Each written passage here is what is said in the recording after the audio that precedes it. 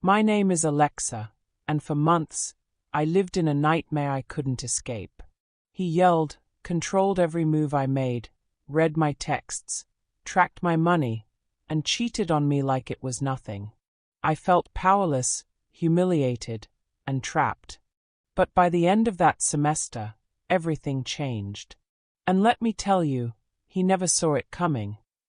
If you've ever felt trapped in a toxic relationship, if someone has ever lied to you, controlled you, or made you feel small, this story is for you.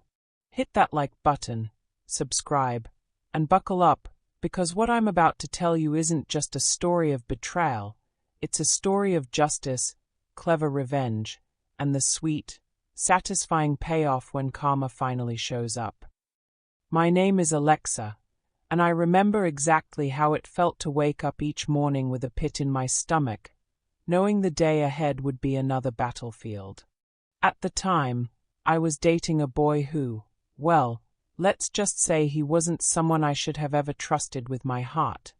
But like so many of us in our early 20s, I thought I could change things, that love would somehow soften him. I was wrong. He spent hours glued to his video games, the glow of the screen painting his face in eerie shades of blue while he ignored everything else in the world, including me. When he wasn't gaming, he was, well, living in his own disgusting habits. He'd piss in bottles instead of leaving his seat, watch porn obsessively, and somehow, in his mind, all of that was completely acceptable. And if I ever dared to express discomfort or even try to live my own life, that's when the yelling started. It was little things at first. The sharp edge in his voice when I wore anything that wasn't baggy or comfortable, the unnecessary scrutiny of every dollar I spent, the relentless habit of going through my phone each night, reading texts I sent to my roommate like I was hiding some grand secret. But the subtle control escalated, slowly wrapping around my life like chains I didn't realize I was wearing. He wasn't just controlling, he was manipulative in ways that made me doubt my own reality. If I wanted to go anywhere alone, he would threaten to harm himself. I remember the nights my heart raced, listening to the silence of my apartment, terrified of what he might do if I left. Every text I sent, every class I attended, every single action I made, he needed to own it, to bend it to his will. And yet, he still cheated. I knew it. I could feel it in the way he became distant, the little glances at his phone, the lies that spilled from his lips like water from a broken faucet. Ghosting me for hours, talking to other girls, pretending nothing was wrong. It was infuriating, humiliating, and utterly exhausting. Some nights I lay awake, fists clenching, stomach twisting, wondering how someone I cared about could make me feel so small. I questioned myself constantly. Was I imagining it? Was I overreacting? But deep down, I knew the truth. He was cruel, selfish, and entirely incapable of love. College should have been a time of growth, independence, and late-night laughs with friends. But with him, it was a prison. He made me miss classes, threatened my social life, dictated how I dressed, and monitored every penny I spent. And there was no room for defiance. Every small act of autonomy felt like a rebellion, and it was met with anger, guilt-tripping, and manipulation. I tried to focus on my own studies, my own friends, but it felt impossible. Each day, I carried the weight of his control like an invisible hand pressing down on my chest, making it harder and harder to breathe. One night, after weeks of this relentless torment, I reached a breaking point. He had a huge assignment due, a class he had been failing all semester, and, for reasons I can't explain except sheer survival instinct, I realized I had the power to strike back in a way he would never see coming. I stayed up late, copying and pasting his homework for him, word for word. I could feel my hands shaking, a mixture of fear, adrenaline, and righteous fury coursing through me. And then, I submitted it in a way that would guarantee failure. Every single part. Carefully done so it looked like him, but flawed, doomed to flop. He deserved it. Not just for the cheating or the control, but for every single moment he made me feel powerless. The next day, I watched from a distance as the consequences unfolded. I didn't gloat aloud. This wasn't about pride. But inside, a spark of freedom ignited. It was the first time in months I felt some semblance of control over my own life. The knowledge that my actions had turned the tables, even just slightly, sent a rush of exhilaration through me. That night, for the first time in ages, I slept without fear. My body relaxed. My heart no longer raced with anxiety at every ping from his phone. I realized I could fight back. I could reclaim pieces of myself. And I knew this was just the beginning. After that first taste of justice, I felt a strange sense of clarity. It wasn't just about anger anymore. It was about reclaiming my life, step by step. I realized that if I wanted real satisfaction, I needed a plan, not just random acts of rebellion. I needed him to see the consequences of every cruel thing he had done, and I wanted him to feel powerless, the way I had felt for months. I started documenting everything. Every lie, every manipulation, every time he controlled me or cheated. I saved messages, took screenshots, kept mental notes. It felt almost therapeutic, turning months of fear and frustration into a blueprint for action.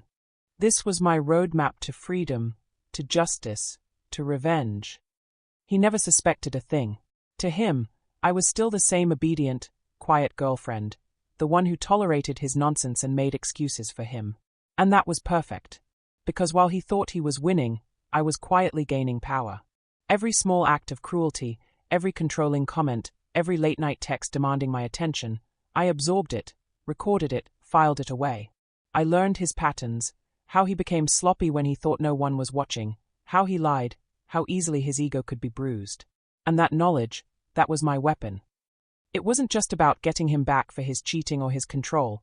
It was about teaching him a lesson he would never forget.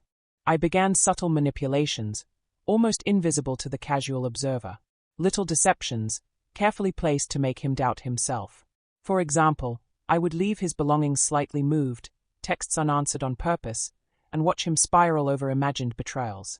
Every time he lost his cool, I felt a quiet satisfaction, knowing he was tasting just a fraction of the paranoia and fear he had inflicted on me. Then came the homework incident, a small victory that sparked something bigger.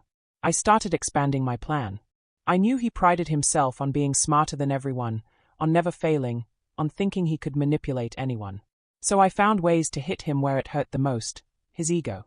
I created situations where he looked incompetent in front of friends, subtly sabotaged his attempts at social dominance, and revealed small truths that made him question his own judgment.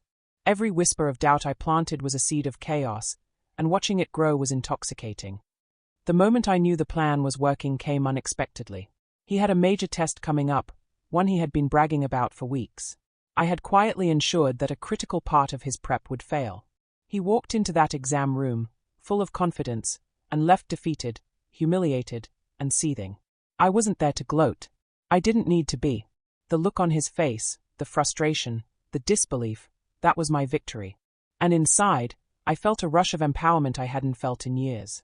I was no longer his victim, I was his silent adversary, and the game had changed. From that point on, I realized I could escalate further.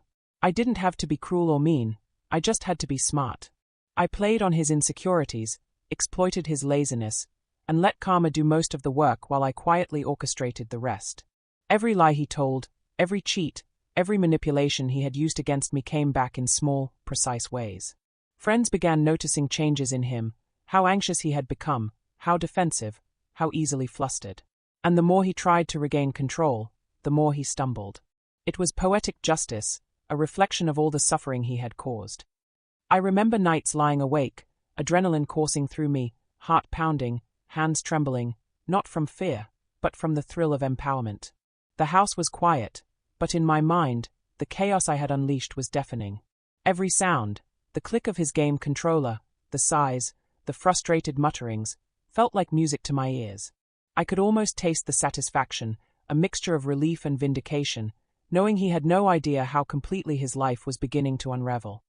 And still, I knew this was only the beginning. The ultimate moment, when everything he had built for himself would crumble, and he would finally see the cost of his cruelty, was coming. I was patient, I was strategic, and I was unstoppable. By now, I wasn't just surviving, I was orchestrating his downfall, quietly, methodically, like a shadow he could never catch. And when the moment arrived, it would be absolute, undeniable, and completely satisfying. By this point, I wasn't just fighting for myself, I was fighting for every ounce of dignity he had tried to steal. Every lie, every threat, every moment of humiliation he had caused me had been catalogued, stored, and used as ammunition. I had learned his routines, his weaknesses, his overconfidence. And now, the moment I had been quietly orchestrating for months was about to arrive. I could feel it in my bones, the electricity in the air, the tension, the anticipation. This was no longer a game. This was the end of his reign over me. I chose the perfect timing. It was during one of the moments he thought he was untouchable, surrounded by friends, bragging about his accomplishments, flaunting the illusion of control he thought he still had over me and the world. I had ensured every small detail would play into my hands. I started by revealing subtle, undeniable truths in casual conversations, letting friends witness the reality of who he really was. I didn't yell. I didn't confront him directly. My silence spoke volumes. Every smirk, every arrogant glance he threw at me was returned with the calm certainty that I had all the power. And with each revelation, I could see cracks forming in his carefully constructed facade. He started panicking. The confidence he wore like armor began to crumble. People he considered allies looked at him differently, hesitant, suspicious, even disgusted. I watched as the man who had once terrified me, controlled me, and made me feel worthless now fumbled helplessly in front of everyone. He tried to defend himself, to gaslight the witnesses, to turn the narrative around, but nothing worked. Every word he spoke sounded hollow, desperate, and unconvincing. The whispers of his failures I had planted had grown into undeniable truths, and I was the calm eye of the storm. And then it happened, the moment I had been waiting for. He finally realized that the life he thought he controlled, the dominance he wielded over me and everyone around him, had vanished. He looked at me, eyes wide, chest heaving, utterly defeated. I could feel every bit of tension, every ounce of fear, every shred of humiliation radiating from him. In that instant, all the nights I had lain awake in fear, all the anxiety, all the manipulation he had inflicted, it evaporated. I was free. I was vindicated. And more than anything, I was powerful. Not in anger or cruelty, but in clarity, justice, and quiet satisfaction. Every calculated move, every strategic step had led to this moment, and it was perfection. The room seemed to hold its breath. I could hear the faint hum of electronics, the shuffle of feet, the faint murmur of disbelief as the truth settled over everyone like a heavy curtain. My heart pounded, not from fear, but from adrenaline and triumph. My hands, once trembling in anxiety, were steady now. I could taste the freedom, bitter and sweet, the flavor of vindication mingled with relief. It was intoxicating, like stepping into the sunlight after months of living in shadow. He was left alone in the wreckage of his own arrogance. No allies could save him. No lies could repair the damage. Every bit of control he had once held over me, over others, over his own life, it had crumbled. And I was the architect of that collapse, silent, patient, and unstoppable. Friends and bystanders whispered, shook their heads, some even applauded quietly. And in that moment, I didn't need their validation. I already knew the truth. Justice had been served. Not through vengeance for its own sake, but through strategy, patience, and the undeniable reality that cruelty and manipulation cannot stand forever. I walked away that day lighter than I had been in years. The weight of fear, of guilt, of subservience, it was gone. Every step I took was mine. Every breath was mine. And as I looked back, I realized I had become something stronger, wiser, and far more resilient than I had ever imagined. Revenge wasn't about satisfying anger. It was about reclaiming life, reclaiming dignity, and proving, to him, to everyone, and most importantly, to myself, that I would never be controlled again. Looking back now, months later, I realized that what I went through wasn't just a toxic relationship, it was a journey. A brutal, exhausting, terrifying journey, but also one that taught me something invaluable. I learned how strong I truly am. I learned that I am capable of reclaiming control, even when someone tries to steal it from me. And perhaps the most important lesson of all, revenge isn't about anger, it's about justice. It's about holding someone accountable in a way that proves you are not powerless. Every step I took, every careful move, wasn't cruel, it was necessary. It was about protecting myself, standing up for my dignity, and making sure that cruelty and manipulation never again controlled my life. I also learned that freedom is sweeter than vengeance itself. That moment when I finally walked away, lighter than I had been in years, was a kind of liberation that nothing else could replicate. I was no longer a victim. I was no longer someone to be controlled or manipulated. I was fully, undeniably myself. If there's one thing I want anyone listening to take away from my story, it's this: no one has the right to make you feel small, trapped, or worthless. And no matter how powerless you may feel in the moment, you can reclaim your life. It may take patience. It may take strategy. But justice, real, satisfying justice, is possible. And when it comes, it's not just about them. It's about you. Your liberation. Your power. Your dignity. That's the real victory. If this story gave you chills, hit that like button and tell me in the comments. Have you ever experienced someone trying to control or manipulate you? And how did you reclaim your power? Don't forget to subscribe for more stories of justice, empowerment, and real-life revenge that will leave you on the edge of your seat. Trust me, these are stories you won't want to miss. Remember, no one can take your strength, your dignity, or your voice unless you let them. Stay strong, stay vigilant, and always fight for your freedom. Subscribe now, and join me for more stories of people who turned betrayal into triumph.